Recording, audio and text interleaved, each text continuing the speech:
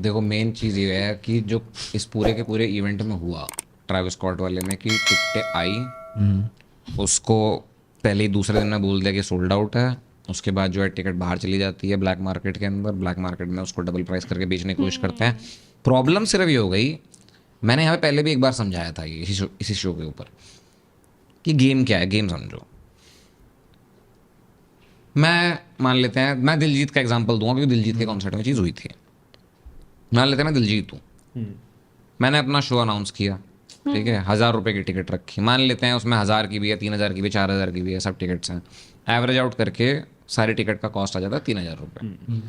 अब मान लेते हैं 10 लाख टिकट बिक गई, फॉर एग्जाम्पल 10 लाख टिकट बिक गई, ठीक है, या 10 लाख बोल रहा हूँ, 10,000 टिकट बिक गई। अब मान लेते हैं जितना भी अमाउंट रेवेन्यू उसके अंदर आया वो सब कुछ वाइट के थ्रू आ रहा है, ठीक है। आप बुक माई शो पे टिकट बुक कर रहे हो, वहाँ पे टैक्स कट रहा है, जीएसटी कट रहा है, सब कुछ कट रहा है, सारा काम धंधा वहाँ पर हो रहा है। उसके बाद क्योंकि वो ऑनलाइन ट्रांजैक्शन है तो रिकॉर्ड हो रहा है भारत सरकार के पास, इनकम टैक्स के पोर्टल पे हर जगह रिकॉर्ड हो रहा है वो ट्रांजैक्शन।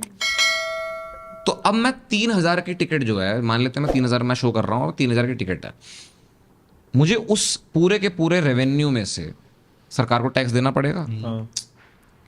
अब मान लेते हैं कि मैं बुक माई शो पे शो अनाउंस करता हूँ, मैं अपनी बंदे बिठा देता हूँ, और वो बंदे जाके क्या करते हैं, धनाधन धनाधन सिर्फ ब्लॉक करके बैठते हैं। कैसे?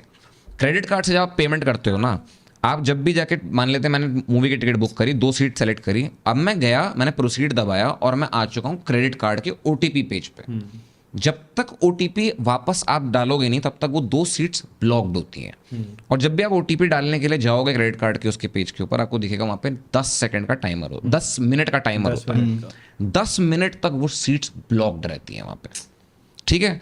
अब हो करते क्या है, बार बार यही उसको वो बैठाते हैं 100 बंदे 200 बंदे क्रेडिट कार्ड लेके, वो क्या करते हैं, जैसे टिकट ओपन होती है सारा ब्लॉक करके बैठ जाते हैं। पूरी माइनिंग स्टाइल हो गया पूरा एक तरीके से, ठीक है। और फिर क्या करते हैं, उसको परचेज भी करते हैं। और परचेज कौन करता है? जो शो कर रहा होता है। मान लो मैं दिलजीत हूं, मैंने 1 करोड़ रुपए खर्च करे शो करवाने के लिए, 30 लाख की टिकट खरीदना मेरे लिए कोई बड़ी बात है क्या?